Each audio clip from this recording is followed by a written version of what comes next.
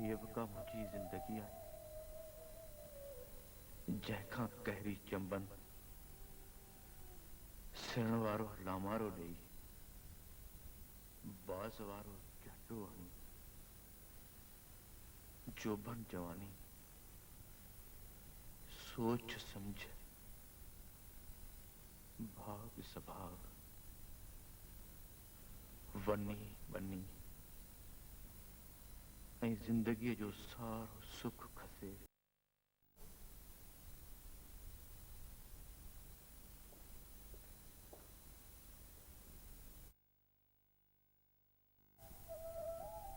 हियवका मुंहिंजी ज़िंदगी आहे जंहिंखां कहरी चंबन सिण वारो लामारो ॾेई बाज़ वारो चटो हणी जोबन जवानी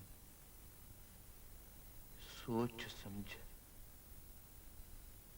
भाग सभाग वनी बनी ऐं ज़िंदगीअ जो सारो सुख खसे बन बन भटकायो आहे दर दर रुलायो आहे गुज़िरियल 14 साल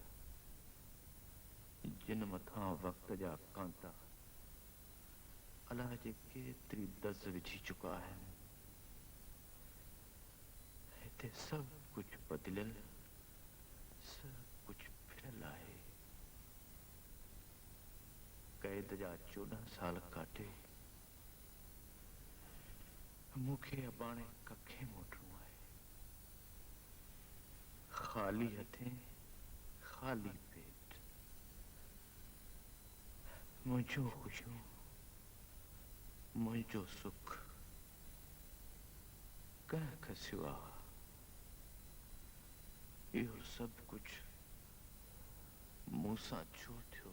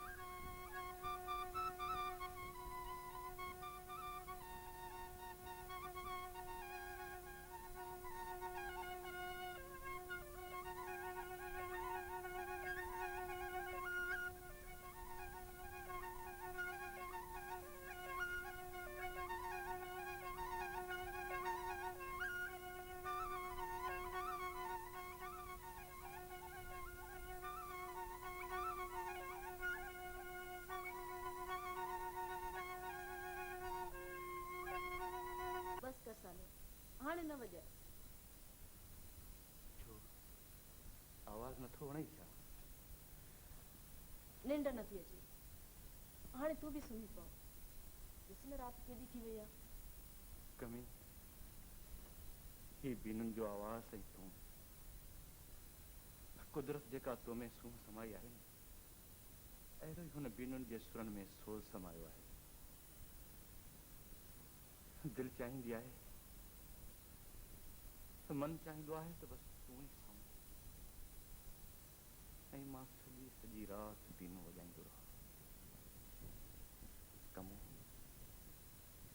तुंहिंजो सिर ऐं ही पीनू हिन कायनात जी सॼी सूंह खां मूंखे प्यारा आहिनि,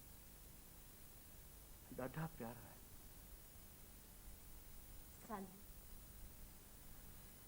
साले तूं मूं लाइ अहिड़े घाटे वण मिसल आहीं जंहिंजी छांव में वेंदे थकल थकल इंसान खे सुख आराम नसीब थींदो आहे। मां चवंदी आहियां बस तुंहिंजी पाछे में सॼी ज़िंदगी सुख आराम सां गुज़ारे, आख़िरी उमिरि में तूं ई कुल्हे कांधी थी, पाणी पंहिंजे हथड़नि सां लोर लठी, लथूं ॾेई पूरियूं। बस साले इहा ई आस अथनि, इहा ई उमेद। अहिड़ियूं ॻाल्हियूं कोन कबियूं आहिनि चरी। हाणे तूं सुम्ही पओ ऐं मां बि सुम्हां थो।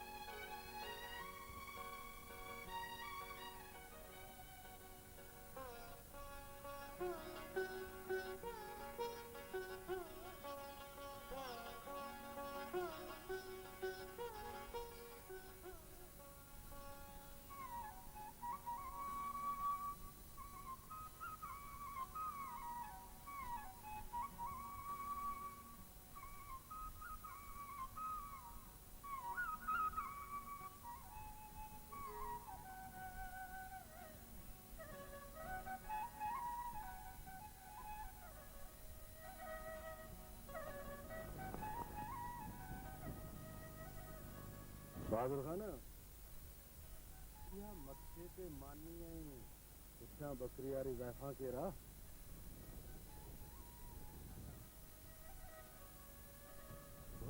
इहा माई त पाण वारे हारीअ सालिह जी ज़ाल आहे। ज़ाल त का गूंज पाणियो आहे। मां त हेॾे करां माई, ओ माई, माई सालिह खे चइजांइ त राति भोतार जे उतां गते अचे। ओ हाओ कंदड़ हाओ, चवंदी सास।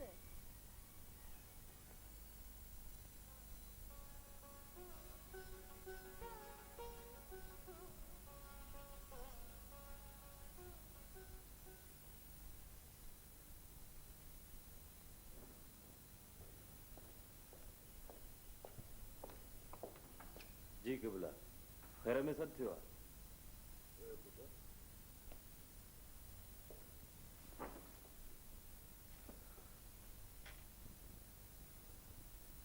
पुट एंथरा थोड़ा चङा पर एंथरा पुट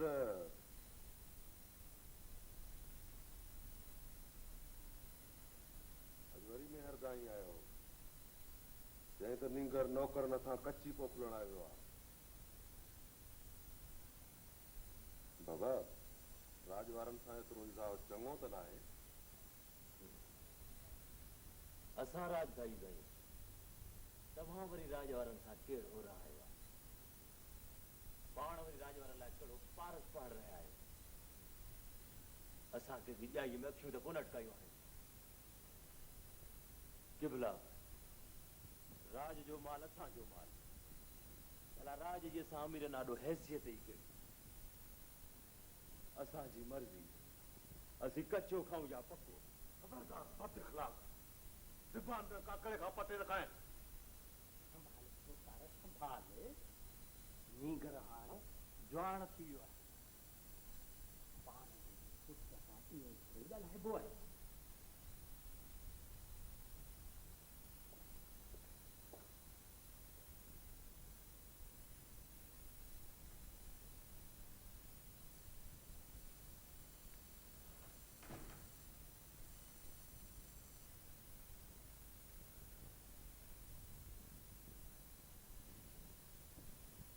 भरजी वई ज़मीन काथे पाणी हाणे मिलियो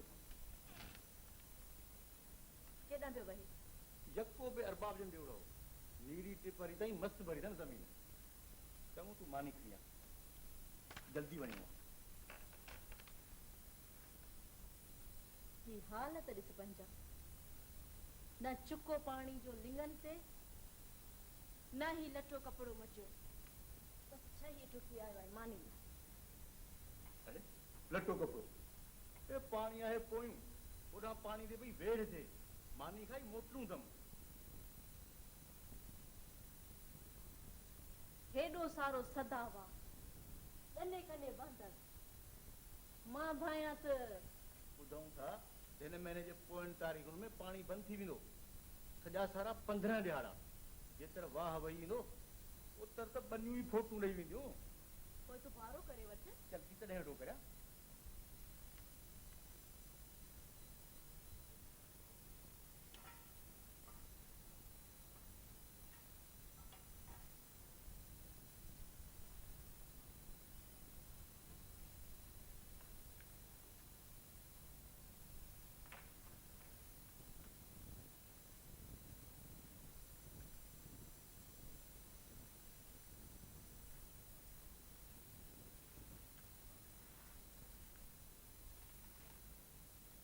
छो मानी बस कई जल्दी वञूं अथमि अचे मानी खण चङो तरस त मतलब खीर खणी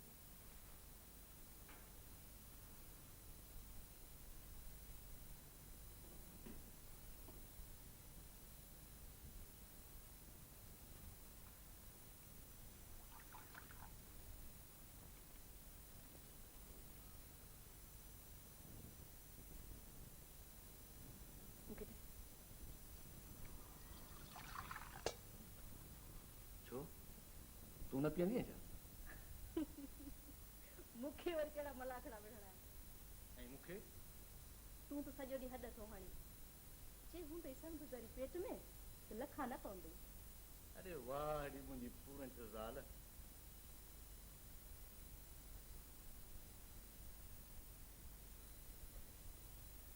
चङो हाणे हलां थो घर जो ख़्यालु रख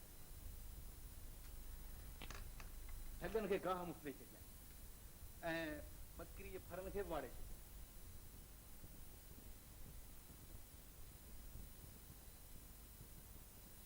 हा दरवाज़ो ॾेई छॾियां ख़बर नाहे केॾी महिल बनी भरिजे ओ हाओ पर तूं पंहिंजो ख़्यालु कजांइ जीत ॼणे जी मुंद आहे को ओठो को सोठो अलाह चङी कंदो मुंहिंजो कोई न कर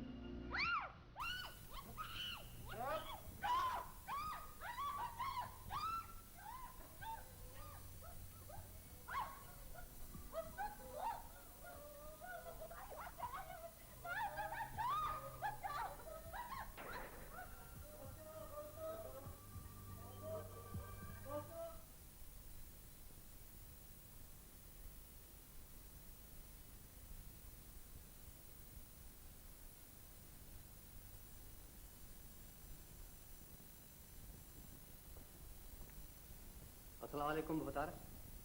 वालेकुम सलाम। पुलिस आई या? भोतार माण्हू त अण भरे इलाइक़ो वियो आहे, पर मुंहिंजो ख़्यालु आहे त अचण वारी हूंदी। बहादुर अलाए किथे अछा वार कया अथई, हेॾा महल मारे वेठो आहे। अॼु भोतार ईअं थियणो जो हो, मूं त दिलि जे हुज़ूर खां कमु कयो।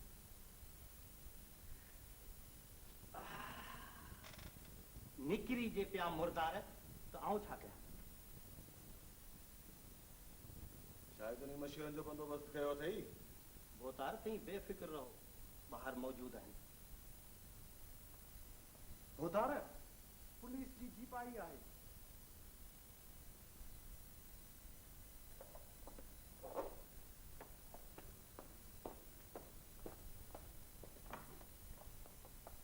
भली करे आयो साईं, भली करे आयो साईं। सलाम। अॼुकल्ह साईं ॾाढा महांगा थी पिया आहियो।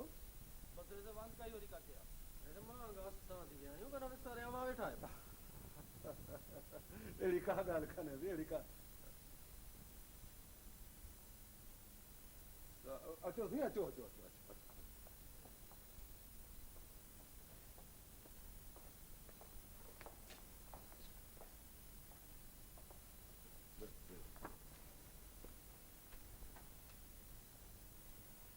ही छा कराए छॾियो? ॿुधो साईं, साहब हेड़ा जे ऑफिसर साण कयो त पोइ ॿेड़ी सीर ते। वैसे तव्हांजो नालो केरु वठे? जीए पाण साहिब। ऐसा आख़िर मामलो छा आहे? सवाल चिठी में लिखी मोकिलियोसीं। सो त साले खे ॿधोसूं, पर ऐसा इहो थियो कीअं? ॿार पवेसि जवान जमाण साल मारे छॾियो। इहा त ख़बर ख़ुदा खे, पर घणनि ॾींहंनि खां सालियो संभरियो पियो अचे। हिनखे काफ़ी ॾींहंनि खां शक हो त संदसि ज़ाल जी चाल चलत ठीकु न आहे। हा हा, पर खून करे विधई। साहब रईस घणो ई सम्झायुसि त पापा छो थो ठहियो ठुकियो घर बर्बाद करी। जे हरू भरू त माई मालकनि खे मोटाए ॾे। पोइ तव्हांजो चवण बि न वरितई। साहब अॼुकल्ह माण्हुनि जो रसो निकितल, मूंसां त साख खणी वियो, पर पंहिंजे मुंहुं जो फाओ वरी पकियईं। साहब इहो कीअं जो नतीजो आहे, पर मूंसां त कसम क़ुरान थो खयो। साहब माण्हू ॾाढा ॾींदा आहिनि, हिन सम्झो त आउं माण्हुनि जे अखियुनि में मिर्च विझंदुसि, पर साहब खून ई खथोरी करे कढंदा आहिनि। दिमाग़ थियो हाणे पंहिंजो झगो झण करे रखी। बसि साहब इंसान जो मुक़दर कीअं जो नतीजो आहे। जॾहिं न टीप खाई वियो तॾहिं पाण ई पछताईंदो। भला रे सके शायद बशीर खोड़ शायदि कमदार बाबा जेसिताईं मानी तयार थिए तेसिताईं सूबेदार साहब लाइ को शरबत थधो पाणी खणी आ न। हाँ ज़रूर रईस।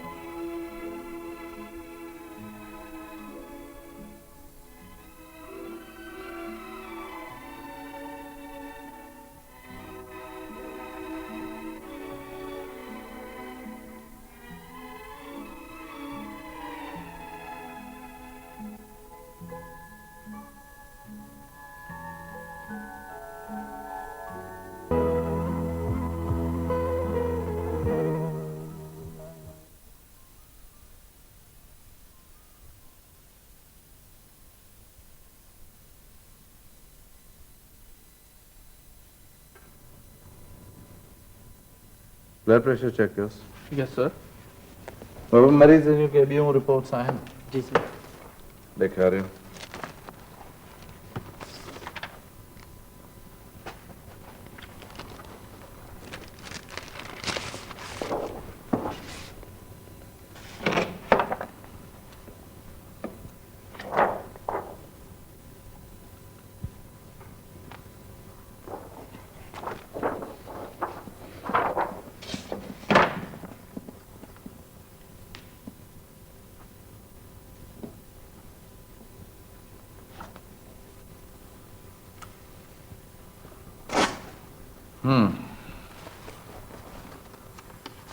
घणो ब्लड प्रेशर? सर 180/110. काफी है।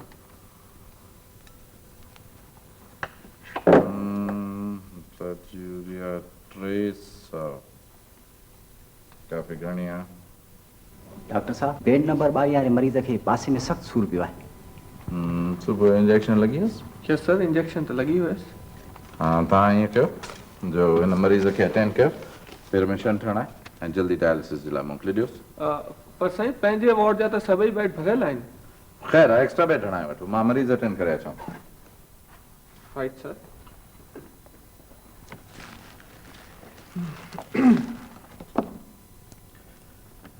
हा दा, मरीज जो नालो? जमाल अहमद। जमाल अहमद।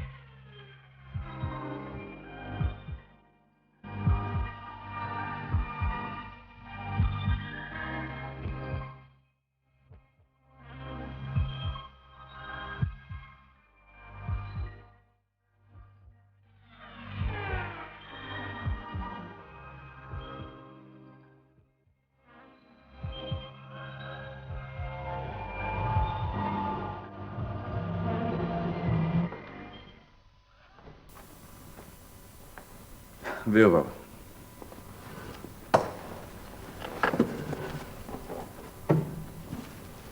मरीज़ जा त भई गुर्दा ख़त्म थी विया आहिनि जी, पर हिन में एॾी परेशानीअ जी ॻाल्हि कान्हे। मरीज़ खे कुझु महीननि जे लाइ त मशीनुनि ज़रिए ठीकु रखी सघिजे थो, पर हाणे तव्हां ईअं कयो जो पंहिंजे सभिनी माइटनि जो ब्लड ग्रुप चेक कराए वठो। जेकॾहिं कंहिंजो ब्लड ग्रुप मरीज़ जे ब्लड ग्रुप सां मिलियो त कमु सवलो थी वेंदो। असां तव्हांजी ॻाल्हि सम्झी न सघियासीं डॉक्टर साहब। बाबा, तव्हांजे जंहिं बि माइट जो ब्लड ग्रुप मरीज़ जे ब्लड ग्रुप सां मिलियो त उन जी टिश्यू मैचिंग कराइणी पवंदी। टिश्यू मैचिंग कराए उन खां पोइ हिकिड़ो गुर्दो उनजो वठी ऐं मरीज़ जी पेवंदकारी करणी पवंदी। पर साईं इहो मुमकिन आहे? बाबा बिल्कुलु मुमकिन। असां अहिड़ा 22 ऑपरेशन कया आहिनि जिन मां 19 ठीकु ठाक थी विया आहिनि, बाक़ी 3 आहिनि से जल्दी सिहतयाब थी पंहिंजे घरनि ॾांहुं हलिया वेंदा। तव्हां जेकॾहिं चाहियो त मां तव्हांखे अहिड़नि मरीज़नि सां ऐं गुर्दे ॾियण वारनि सां मिलायां? मिलायो।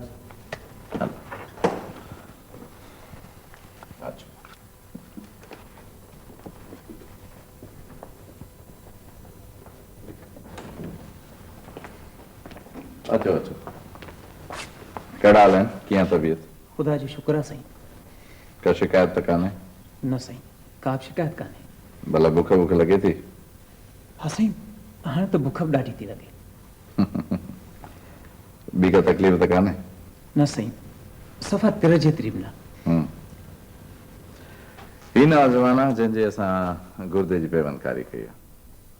चङो बाबा, अचो।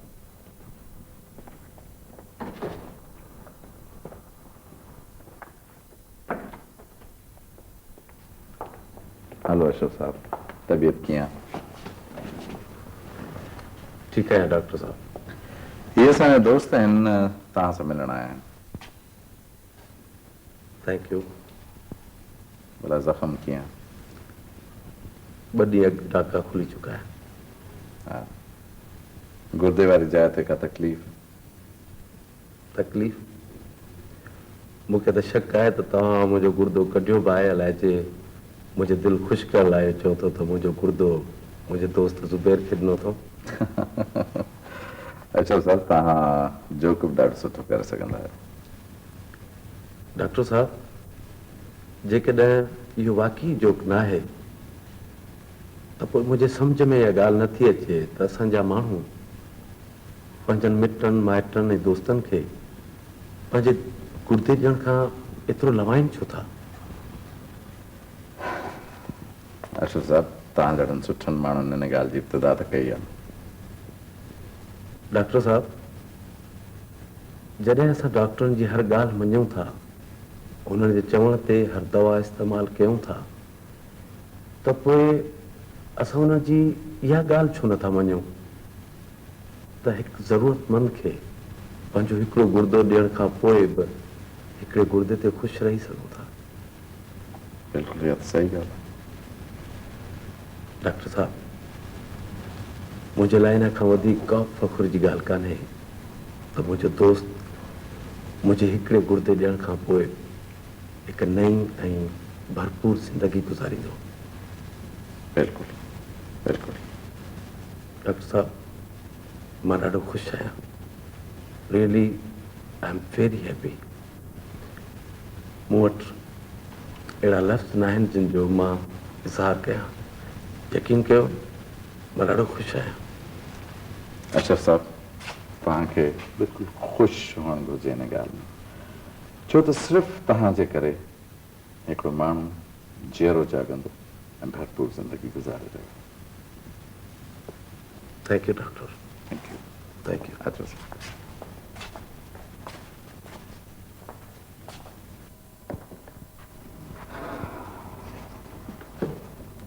बाबा, इहो सभु मूं तव्हांजे इत्मीनान ख़ातिर कयो। तव्हां पढ़ियल लिखियल माण्हू आहियो ऐं गुर्दे जी पेवंदकारी का अहिड़ी ख़तरनाक ॻाल्हि न आहे। तव्हां ब्लड ग्रुप चेक कराए वठो। ठीकु आहे साईं, असां पंहिंजी फैमिली जो ब्लड ग्रुप चेक कराए अव्हांखे ॿुधायूं था। ठीकु। चङो साईं, ख़ुदा हाफ़िज़। ख़ुदा हाफ़िज़। अम्मा, हिन में भला हर्जी कहिड़ो आहे? जेकॾहिं मामा जो ब्लड ग्रुप मूंसां मिले थो त मां गुर्दो छो न ॾियां? तुंहिंजो त दिमाग़ थी वियो ख़राब। मूंखे कुझु बि न थींदो। मां पाण ऑपरेशन वारा माण्हू ॾिसी आयो आहियां, बिल्कुलु ठीकु आहिनि। माण्हू हिकु गुर्दे ते बि सॼी ज़िंदगी हली सघे थो। ॾिसो अम्मा, नोमी मुंहिंजो हिकिड़ो ई बचिड़ो आहे, मुंहिंजी ज़िंदगी जो सहारो आहे, मुंहिंजो सभु कुझु आहे। तव्हांखे पैसा जेतिरा घुर्जनि मां ॾियण जे लाइ तयारु आहियां, पर अम्मा तव्हांखे ॿाहूं थी ॿधां अम्मा, इहो ख़्याल बि पंहिंजे दिलि मां कढी छॾियो। न अम्मा, तूं परेशान न थी, अहिड़ी ॻाल्हि न थींदी, रब चङी कंदो। उथ नोमी, घर हलूं, देरि बि थी वई आहे, घर अकेलो छॾे आया आहियूं। चङो अम्मा, सुभाणे मूंखे ऑफिस बि वञी आहे। वेह न, भेण सां मिली पोइ वञाए। न अम्मा, वरी ॿिए दफ़े।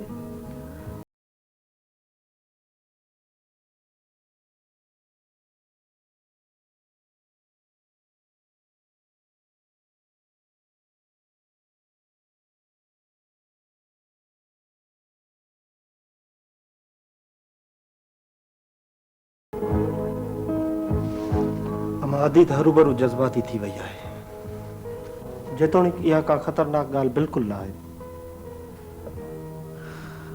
न सलीम, ईअं न चओ, हू मां आहे ऐं माउरूं ईअं ई सोचींदियूं आहिनि। पर असां मां त कंहिंजो ब्लड ग्रुप जमाल जे ब्लड ग्रुप सां मैच नथो करे।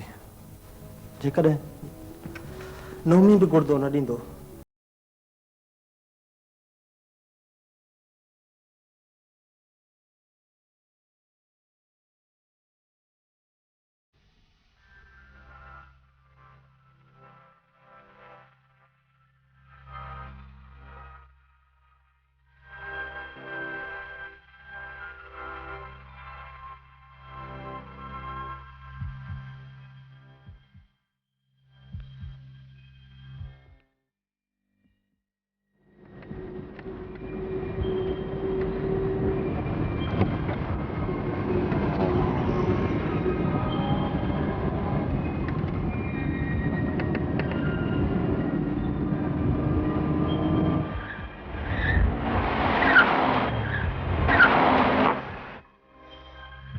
जमाल, जी डॉक्टर साहब। तबीयत कीअं? ठीक है साईं। भला अॼु शेव कान कई थी? दरअसल मूं शेविंग किट न आंदी आहे साईं। असां वटि हेयर ड्रेसर ईंदो आहे, जेकॾहिं तूं चाहीं त उहो तुंहिंजी शेव ठाहे वञे। ठीकु आहे डॉक्टर साहब। तबियत ठीकु आहे? जी।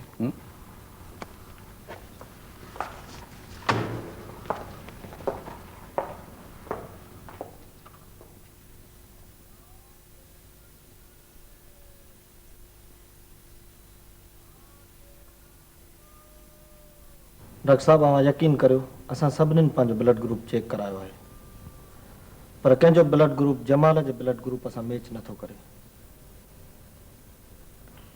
तव्हां पंहिंजनि सभिनी माइटनि जो ब्लड ग्रुप चेक करायो?